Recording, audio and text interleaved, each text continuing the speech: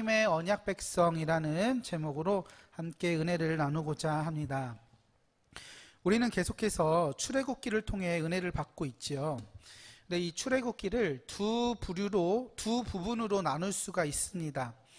어떻게 나눌 수 있느냐? 1장부터 18장까지 그 전반부는 이제 이스라엘 백성들이 이제 애굽을 이제 나오게 되는 이야기들입니다. 그래서 애굽이라는 이 세상적 나라에서 이제 나오는, 그래서 자유를 찾아 이제 자유를 얻고 이제 광야로 나오는 부분들이 1장부터 출애굽기 1장부터 18장까지 이렇게 구성을 하고 있고요. 이제 후반부로 되어지게 되면 이 시내산에서 하나님의 백성으로 이제 언약을 맺게 되어지는 이야기가 나옵니다.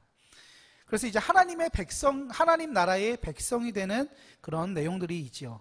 그런데 오늘 우리가 읽은 이 19장의 말씀은 이 시내산에서 하나님의 언약을 맺는 처음 부분, 그러니까 첫 부분이 아니라 두 번째 부분에 이제 처음 시작하는 이제 19장의 말씀입니다. 애굽에서 이제 이들이 노예로서 400년을 이제 보내게 되어지지요. 그래서 이제 새로운 출발을 하게 되는 이 이스라엘 백성들로 하여금 지금 그들이 이제 어떻게 살아가야 할지를 알려주는 장이 오늘 19장의 말씀입니다. 우리가 인생을 살다 보면 굉장히 중요한 일들이 많이 있습니다. 대학교를 처음 간 사건들, 회사를 처음 들어간 이제 일들, 또 결혼을 한 사건들, 또 아이를 낳은 사건들, 이런 사건들이 우리들에게는 되게 굉장히 큰 부분들이고 굉장히 의미가 있는 사건들일 것입니다. 그래서 이 사건들을 통해서 우리의 인생이 완전히 바뀌어지는 그런 것들을 우리가 경험하게 되죠. 저희 부부도 아이를 낳기 전과 낳고 나서 후의 그런 삶이 너무너무 달라요. 저희는 음식 같은 것도 먹을 때 매운 것을 좋아해요. 매운 거. 그래서 매운 찌개, 매운 거 좋아하는데, 아기를 낳고 나서부터는 먹는 게 어떻게 돼요? 절대 매운 거를 못 먹어요. 그리고 냄새 나는 거 있잖아요. 곱창 이런 거 엄청 좋아하는데, 깐난아기를 갖고 곱창집을 간다? 상상할 수 없습니다. 그래서 저희는 결혼 기념일 때 뭘 먹었냐? 곱창집에 둘이 가서 이제 결혼 기념을 우리가 축하했던 그런 이제 기억이 작년에 있습니다. 이렇게 어떤 사건들에 의해서 우리들의 인생이 이렇게 많은 변화가 이루어지게 되는데, 이렇게 어떤 사건으로 인해서 우리들의 인생이 바뀌어지고 그 사건 그 자체가 너무나도 중요해요. 아이를 낳은 사건, 또 결혼을 한 사건, 또 우리가 회사에 처음으로 들어간 사건, 이렇게 사건들마다 너무나도 굉장히 중요하지만, 이 굉장히 중요한 것 다음으로 중요한 것은 또, 그렇다면 우리가 결혼하고 나서부터의 우리의 삶은 어떤 것인가? 우리가 회사를 들어간 그 사건이 중요한데, 그리고 나서 그 회사에 들어가서 우리가 어떻게 생활을 해야 되는가, 이렇게 어떻게 해야 되는가 또한도 너무나도 중요할 것입니다. 이것처럼 이 출애굽을 한 이스라엘 백성들도 18장까지 그들이 이제 애굽을 나오는 사건들을 이제 시간별로 이제 이야기를 했다면, 이제 어떻게 광야에서 어떻게 살아가야 하는가, 어떻게 이들이 이스라엘 백성들의 이스라엘 백성으로서의 어떠한 삶을 살아가야 하는지를 하나님께서 알려주시는 내용들이 오늘 19장에서부터 나오게 됩니다. 우리가 먼저 1절을 함께 보도록 하겠습니다. 1절을 보니까 이렇게 이야기를 합니다. 이스라엘 자손이 애굽 땅을 떠난 지 3개월이 되던 날 그들이 시내 광야에 이르니라 라고 이야기합니다. 지금 이들이 출애굽을 한 지가 이제 얼마나 됐다고 이야기를 합니까?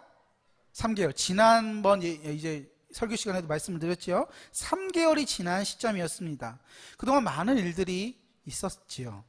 홍해도 건너고, 또 이제 마라의 쓴물도 마시고, 르비딤에서 블레셋과의 싸움을 해서 모세가 이렇게 손을 높이 들면 그 블레셋과의 싸움이 승리를 하다가 너무 힘들어가지고 모세가 기도하는 손을 내리면 또 갑자기 또 이스라엘이 전쟁에서 지는 사건들, 다시 또 들어서 결국엔 이 전쟁을 승리하게 되는 전쟁도 치르게 되어집니다. 그리고 어떤 사건이 일어났습니까? 모세의 장인이었던 누구요? 이드로가 이제 모세의 아내와 또 그러니까 자신의 딸과 또 자신의 손자 둘을 데리고 이제 모세를 만나러 오는 사건들도 이제 발생을 하게 되어지지요. 이렇게 많은 일들이 3개월 안에 이루어지게 됩니다. 그리고 이 모세도 이스라엘 백성들을 데리고 이제 드디어 어디에 도착을 합니까? 시내 어디? 시내 광야에 도착을 하게 됩니다. 그런데 여러분, 이 시내 광야가 어떤 곳인지 아세요? 이 시내 광야? 이 시내 광야는요, 좋은 것 같아요? 안 좋은 것 같아요? 좋은 것 같죠? 이 시내 광야는 이 모세가 바로 처음 하나님으로부터 부르심을 받았던 장소였어요.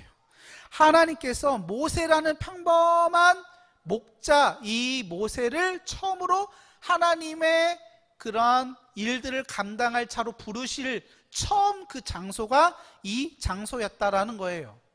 3장을 보면 모세가 하나님의 이 부르심을 받는 장면이 나옵니다. 그를 부르신 장소가 뭐라고 3장에 이야기를 하느냐? 호렙산이라고 이야기해요. 호렙산.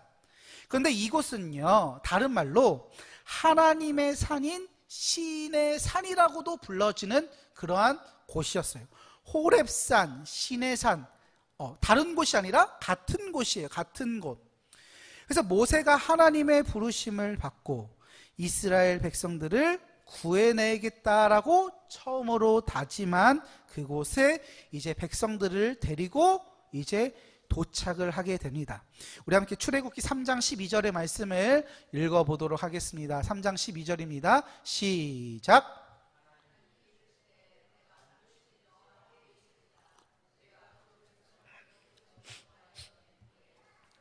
이 산에서 하나님을 섬기리니 이것이 내가 너를 보낸 증거니라. 아멘.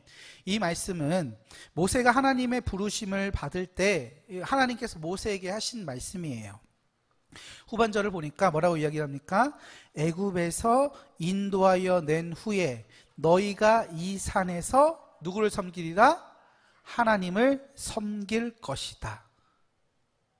하나님은요, 이미 모세로 하여금 네가 이스라엘 백성들을 이끌고 다시 내가 다시 이 산, 즉 호렙산, 신의 산으로 이스라엘 백성들을 데리고 와서 여기에 돌아와서 그 너희들이 나를 섬길 것이다 라고, 날 예배할 것이다 라고 말씀을 하십니다.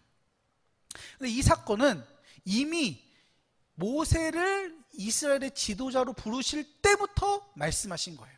너가 이스라엘 백성들을 다 이끌고 이 호렙산, 이 신의 산으로 네가 다시 돌아와서 너희들이 하나님인 나를 섬길 것이다 라고 말씀하게 됩니다.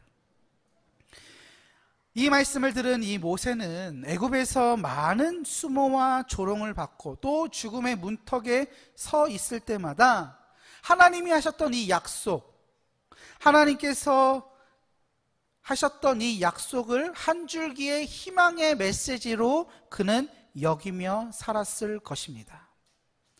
그리고 이스라엘 백성들을 데리고 이제 애굽에서 나올 때부터 시작해서 그의 마음 한켠에 그의 목적지가 어디였겠습니까? 일단은 첫 번째, 하나님을 예배하러 다시 온다라고 했으니까 이 신의 광야를 염두에 두고 그는 이곳을 오기 위해서 상상을 하며 또한 이곳에 도착을, 이 신의 광야라는 곳에 도착을 하게 되어졌습니다. 그런데 드디어 이 장소에 이스라엘 백성들이 도착을 한 거예요. 지도자인 누구를 필두로 오게 됩니까? 모세를 필두로 돌아오게 된 것이죠. 도착을 합니다. 그런데 여러분, 모세가 이렇게 출애굽을 하고 이제 신의 광야에 발을 내디딜 때 얼마나 감격하고 얼마나 기뻤겠냐라는 거예요. 아니, 하나님께서 나에게 분명하게 약속하셨던 그 말씀이 이루어진 것을 그가 경험을 하게 되어지니까 얼마나 기쁘고 얼마나 그 마음 가운데 성취감도 있고 얼마나 그 마음 속에 또한 놀라운 그런 감정들이 있었겠습니까? 80세에 되는 그 적지 않은 그 나이에 양을 치는 그런 노인을 하나님께서 들어쓰셔서 그를 통해 200만 명에 되는 많은 사람들을 이끌면서 지도자로서 사용하시는 그 하나님을 생각하면서 또 처음으로 하나님의 음성을 듣고 그가 하셨던 약속의 말씀이 그 말씀이 그냥 말씀으로 그냥 한날 그냥 말하는 그냥 말로써 그냥 끝나는 것이 아니라 정말로 그것이 현실이 되어지는 그러한 사건을 통해 그는 다시 한 번 더 하나님의 살아계심을 생생하게 경험하게 된 겁니다. 이것처럼 우리의 신앙도 같은 것이지요. 하나님의 약속이 우리의 삶 속에 현실이 되어지고 또한 이것들이 모여져서 그리스도인의 삶이 되어진다라는 사실을 우리는 기억할 수 있어야 하는 것입니다. 하나님의 부르심에 우리가 순종함으로 우리가 예배를 하지요. 또 우리가 살아가면서 내 욕심으로 이렇게 할 수 있어요. 하지만 이렇게 하지 아니하고 저렇게 하나님의 뜻을 따랐는데 오히려 더 놀라운 역사하심과 더 놀라운 결과를 경험하는 것을 통하여 하나님의 말씀이 그냥 말씀으로 끝나는 것이 아니라 현실이 되어지는 그러한 삶을 모은 것이 바로 그리스도인의 인생이고 그리스도인의 그러한 삶이 되어진다라는 거예요. 말씀이 현실이 되어지는 것. 바라기는 저와 여러분들의 삶이 하나님과의 그런 약속이 현실이 되어지는 삶을 살아가는 저와 여러분들 되어지기를 축복드립니다. 그러면서 2절에 그들은 르비딤이라는 이 장소를 떠나 이곳 시내 광야로 오게 되어집니다. 여러분은 르비딤이라는 이곳이 어떠한 장소였는지 아십니까? 17장을 보면 이들이 물을 마실 수 없는 장소였어요. 물이 없으니까 마실 수 있는 물이 없는 장소가 바로 이 르비딤이었습니다. 그리고 이 르비딤에서 이들은 아말렉 전투를 펼치게 되어집니다. 목마르고 또한 싸움을 하였던 이 좋지 않은 이미지의 장소인 이 르비딤을 벗어나 이제 약속의 땅인 이제 어느 곳으로 오게 됩니까? 신의 광야로 온 거예요. 신의 광야로 들어오게 됩니다. 그리고 2절 하반절에 거기산이라고 나와요. 거기산 앞에 장막을 쳤다라고 이야기를 합니다. 그럼 거기산이 어디입니까? 호렙산, 신의 산을 말하고 있는 거예요. 거기 내가 하나님의 부르심을 받을 때 하나님께서 너희가 이 산에서 하나님을 섬길 것이다 라고 말씀하셨던 그 장소인 거기산 호렙산에 다다랐고 이들이 이곳에서 장막을 쳤다라는 거예요. 장막을 쳤다라는 것은 무엇을 의미하지요? 그곳에 이제 머물겠다라는 것을 말합니다. 그러면서 3절로 이게 넘어오게 됩니다. 우리 함께 3절의 말씀을 읽어보겠습니다. 시작.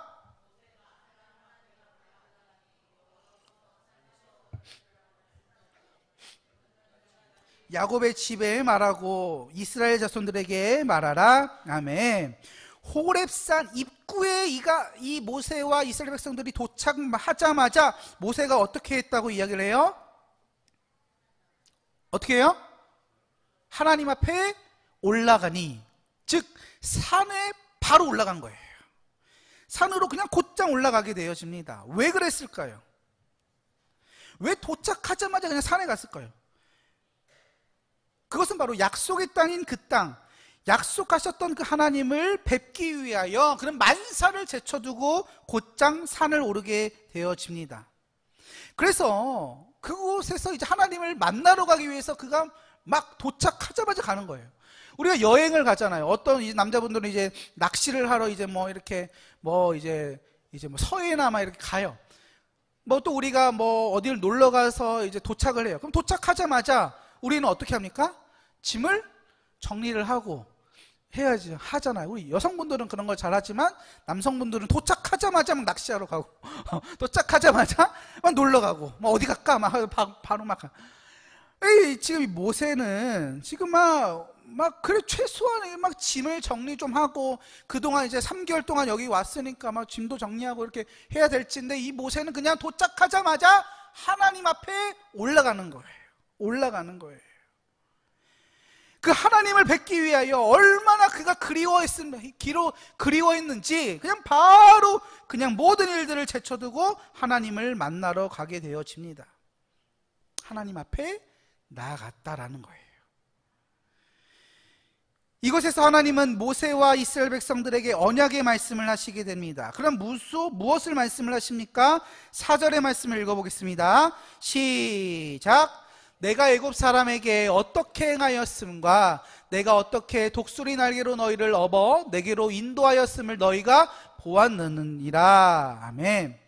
먼저 출애굽 사건을 언급을 하세요. 너희가 400년 동안 애굽의 종로로 타다가 애굽의 바로 왕과 또한 군대를 모두 떨쳐버리고 이렇게 탈출하게 된 것은 너희들의 힘이 세서 운이 좋아서 또 애굽의 힘이 약해서가 아니다. 바로 나 여호와 내가 그 일들을 하였다라고 말씀을 하시는 거예요.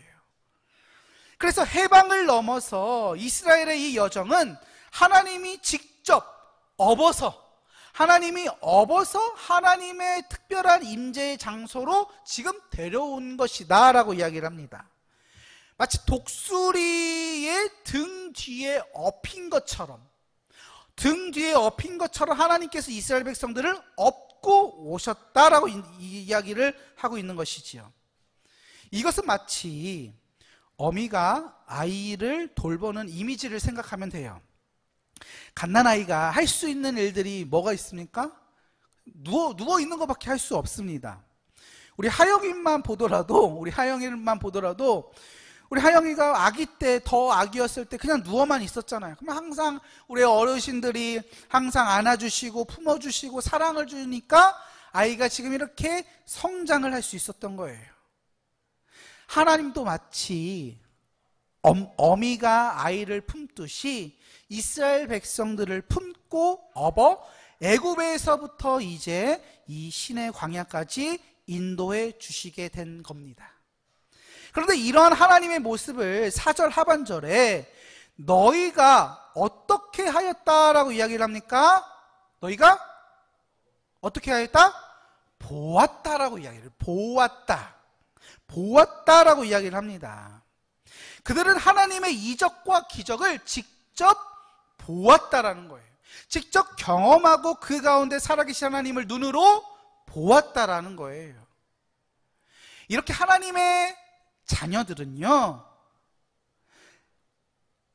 하나님의 살아계심을 직접 보고 직접 경험하는 자들이 바로 하나님의 사람들인 줄 믿습니다. 그런데요, 출애굽기 18장 1절을 보면요 이렇게 이야기를 합니다. 18장 1절을 보니까 모세의 장인이며 미디안 제사장인 이드로가 하나님이 모세에게 와 자기 백성 이스라엘에게 하신 일, 곧 여호와께서 이스라엘을 애굽에서 인도하여 내신 모든 일들을 어떻게 했대요? 보았대요? 들었대요. 이방인이었던 이드로는 어떻게 했대요? 보지 않고 어떻게 해요? 들었다라는 거예요. 저기 이스라엘 백성들이 어떻게 하나님의 인도하심을 받았다, 어떻게 어떤 전쟁이 있었는데 어떻게 승리했다, 이것을 들었다라는 거예요. 이게 바로 하나님의 백성과 이방인의 차이점인 것을 우리가 발견하게 되어집니다. 하나님은 당신의 자녀들에게 당신의 살아계심을 또한 당신의 역사함을 직접 우리 가운데 눈으로 보여주시고 경험하게 하신다라는 거예요. 누구에게요? 하나님의 자녀들에게. 이방인들은요, 소식으로 전해 듣게 되어집니다. 그러나 하나님의 자녀들은 직접 눈으로 보고 직접 경험하는 자들이에요. 이것이 곧 하나님의 백성들이 누리게 되는 축복인 줄 믿습니다. 저와 여러분들이 지금 드리고 있는 이 예배를 통하여 하나님의 살아계심을 직접 보고 경험하는 예배의 시간이 되어지기를 축복드립니다. 또 우리가 그 다른 사람들의 간증을 통해서 하나님의 소식, 하나님이 살아있다라는 이 소식을 듣기보다는 직접 우리의 삶을 통해서 살아계신 하나님의 역사심을 직접 눈으로 보시고 직접 경험하면서 우리들의 인생에 하나님의 은혜가 넘치시기를 축복드립니다. 그런데요, 하나님은 단지 이스라엘 백성들의 삶이 불쌍해서 이들을 노예에서 구해낸 것이 아닙니다. 이스라엘을 향한 하나님의 목적은 단지 불쌍한 자들을 구원하기 위함이 아니었어요. 불쌍한 자를 구해주는 것, 그것 또한도 중요한 일들이었지만 하나님께서 이스라엘 백성들에게 진짜 하시고자 하는 말씀은요, 바로 이것이었습니다. 우리 함께 5절의 말씀을 읽어보도록 하겠습니다. 5절의 말씀이에요. 시작. 세계가 다 내게 속하였나니 너희가 내 말을 잘 듣고 내 언약을 지키면 너희는 모든 민족 중에서 내 소유가 되겠고. 아멘. 자, 이 5절의 말씀을 보면 세계가 다 내게 속하였다라고 말씀을 하세요. 세계, 온 세계, 미국, 영국, 일본, 한국, 세계가 다 내게 속하였나니. 그런데 후반절을 보니까 또 내 소유가 되겠다라고 이야기를 해요. 지금 세계가 다 내 건데 또 소유가 되겠다. 아니 그러면 그냥 다 너네들 다른 나라들 다 세계가 나에게 속한 거야? 속한 거야? 라고 말하면 끝나는 건데 또 거기서 또 내 소유가 되겠다. 똑같은 말을 두 번 하시는 것을 보게 되어집니다. 무슨 의미입니까? 주머니, 양쪽에 다른 주머니가 있어서 이쪽에 내 소유의 그런 물건들, 또 이쪽 다른 주머니에 그 소유의 물건들이 각각이 있어서 나뉘어지는 것일까요? 이 말씀을 무엇을 말하고 있느냐? 여러분들, 우리가 집을 가면 여러분들의 물건들이 있죠. 내가 사용하는 식탁, 내가 사용하는 의자, 내가 사용하는 숟가락, 여러 가지의 물건들이 있을 것입니다. 주인이 여러분들이에요. 물건들의 주인이 바로 여러분들입니다. 그것들이 누구에게 속한 거예요? 여러분들이 앉아서 식사하는 그 의자가 누구의 것입니까? 누구 거예요? 내 거예요. 내 거예요. 내 거란 말이에요. 나에게 속한 물건들이지요. 그런데요, 여기 후반절에 나오는 이 소유라는 단어가요, 원문으로 보면 세굴라라는 단어예요. 세굴라, 억양이 세죠. 세굴라라는 이 단어인데, 이게 어떤 것을 말하냐면 개인이 가장 소중하게 간직하고 있는 보물을 말하는 거예요. 보물. 그렇다면 제가 가장 아끼고 소중하게 여기는 소유물은 무엇일까요? 저희 집에 물건들이 많죠. 자전거도 있고, 컴퓨터도 있고, 또 책들도 있고, 많은 제 것들. 이놈아, 이거 만지지 마, 이건 아빠 거야? 하는 제 물건들이 저희 집에 많이 있는데, 그 중에서 가장 소유된 물건, 가장 보물은 어떤 것일까요? 뭘까요? 몰라요? 여러분들, 이 소유는요, 그런데 물건뿐만을 말하는 게 아니에요. 사람들에게도 이 소유라는 단어가 적용이 됩니다. 자, 그래서 가장 소중한 소유물을 뜻하는 거예요. 어떻게 이것을 우리가 소유라는 단어가 물건에 국한되어지지 않는다는 것을 보게 되느냐? 이사야서 62장을 보면 이렇게 이야기를 합니다. 또 너는 또 여호와의 손에 아름다운 관, 내 하나님의 손에 왕관이 될 것이라 라고 이야기를 하세요. 하나님께서 하나님의 백성들을 여호와의 손에 아름다운 관, 그리고 내 하나님의 손에 왕관이 될 것이다. 아니, 사람 보고 왜 무슨 관이라고 하느냐, 왜 왕관이라고, 왜 물건이 있다라고 이야기를 하느냐. 즉 그만큼 소중한 보석과도 여길 만큼 귀중한 사람이 너희들이다 라는 것을 말하고 싶었다라는 것이에요. 즉 이 소유라는 이 단어는요, 물건뿐만이 아니라 사람들에게도 해당하는 것이에요.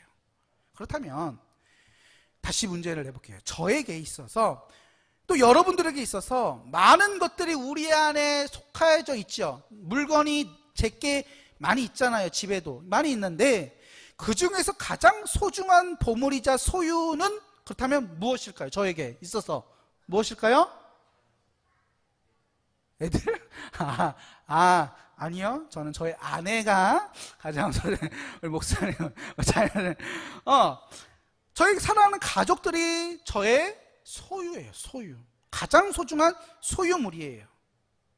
어떤 무엇과도 바꿀 수 없는 아내와 자녀들이 저의 가장 소중한 보물이자 소유물인 것입니다. 이것처럼 세상의 모든 것들이 다 하나님에 속해져 있지만 그 중에서 가장 소중한 소유물로서 너희 이스라엘 백성들을 내가 나의 소유물, 즉 가장 귀한 보물로 내가 여길 것이다 라고 주님께서 오늘을 말씀하고 있는 것입니다. 다시 말해서 내가 너희를 보석, 보물로서 여긴다라는 거예요. 너희가 나의 보물이고 너희가 내 자녀이고 너희가 나의 백성이 될 것이다 라는 언약을 맺고 있는 말씀이 바로 오늘의 본문의 말씀이에요. 그런데 이 소유됨에는 어떠한 말이 함께 있느냐? 5절에 너희가 내 말을 잘 듣고 내 언약을 지키면, 내 말을 잘 듣고 내 언약을 지키면, 즉 하나님의 구원을 체험한 이스라엘이 선택해야 할 최선의 행동을 제시하고 있는 거예요. 하나님은 이스라엘을 사랑하셨기에 그들을 핍박하고 압제하는 애굽을 심판하시고 안전하게 그들을 인도하십니다. 그렇게 그들은 하나님의 명령에 마땅히 그들은 순종하며 따를 것을 결단해야 하는 상황이었던 것이지요. 그래서 하나님의 말씀을 듣고 지키는 것이 하나님에게 있어서 또 이스라엘 백성들에게 있어서 굉장히 중요한 일들이었습니다.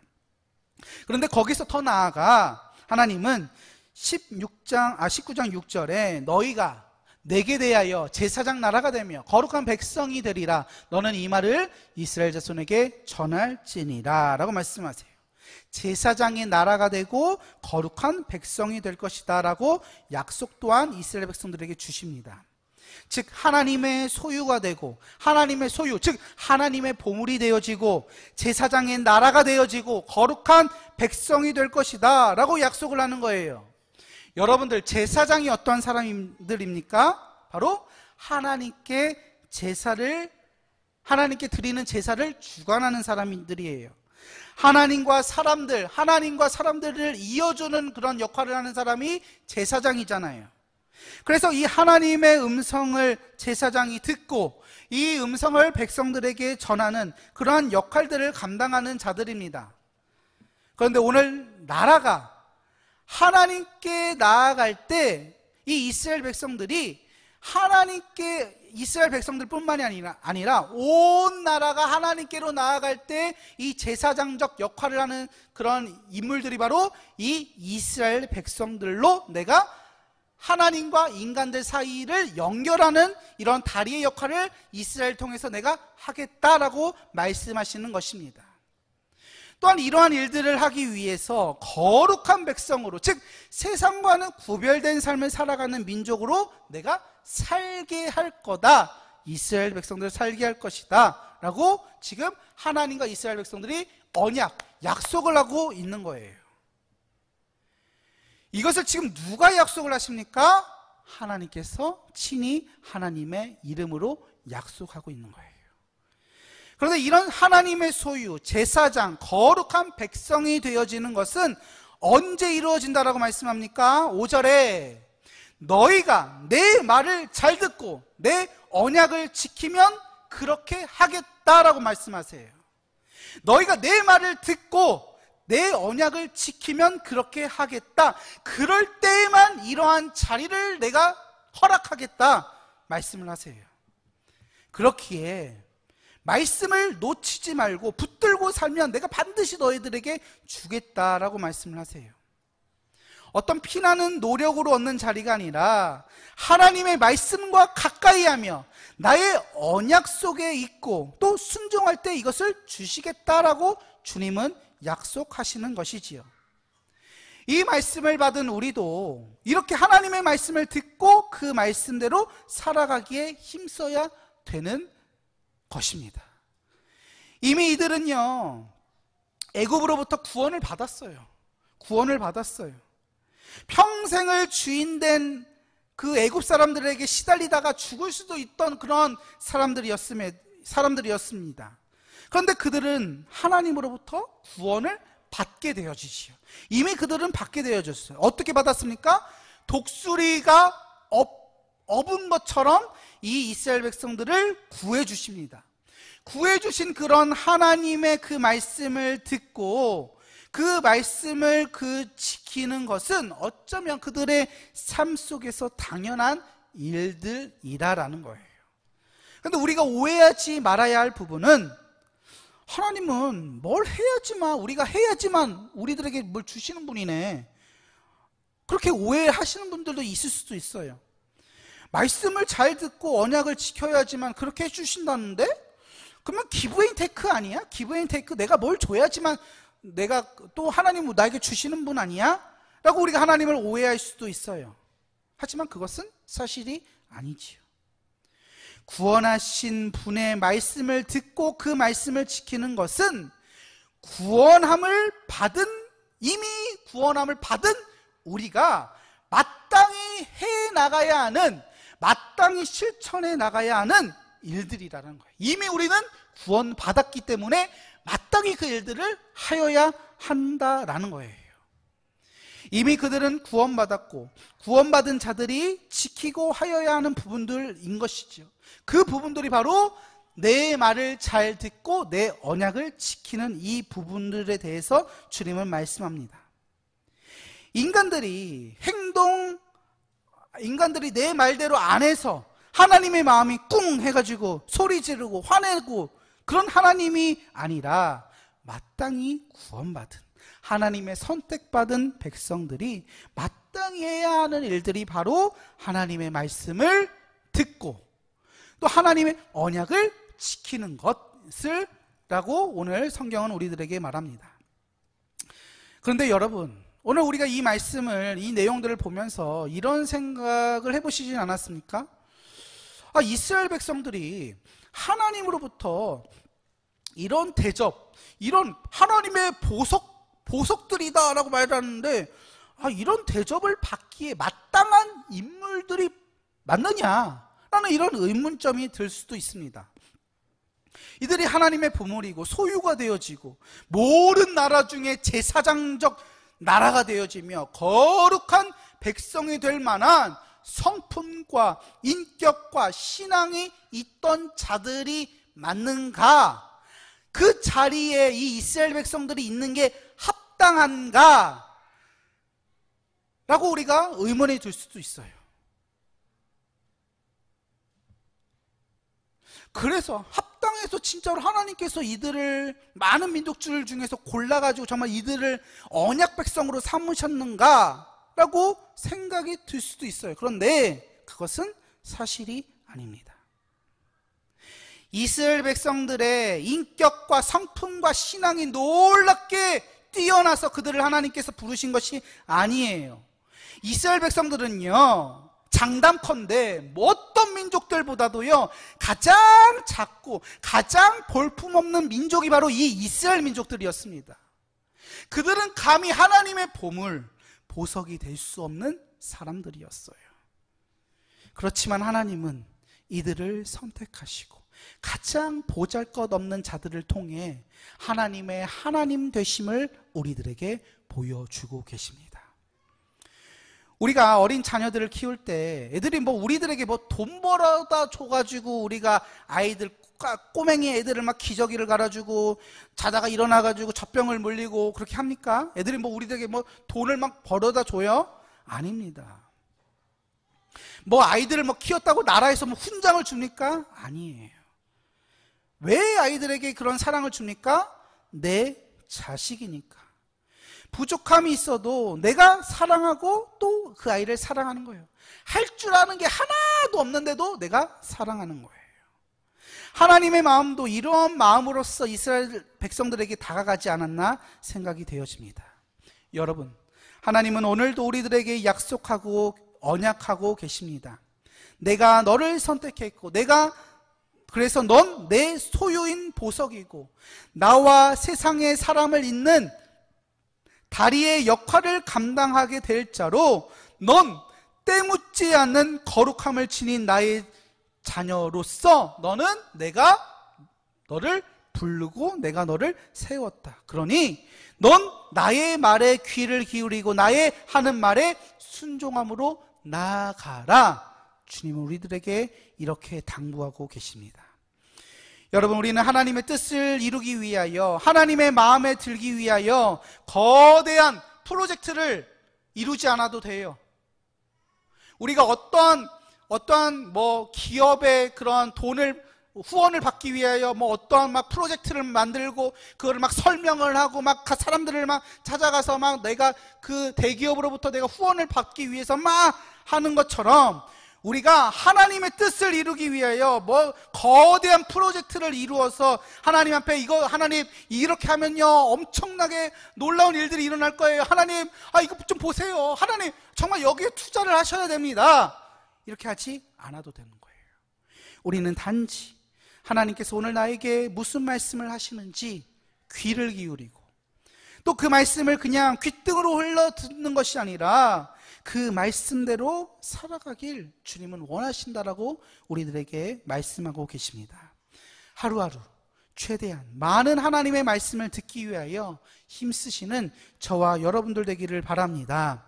또 그 말씀이 실천이 되어져 가지고 또한 되어지도록 나를 죽이고 또한 그 말씀을 주신 그 하나님의 마음으로 살아가는 우리의 모든 한마음의 가족들 되시기를 축복드립니다. 기도하겠습니다.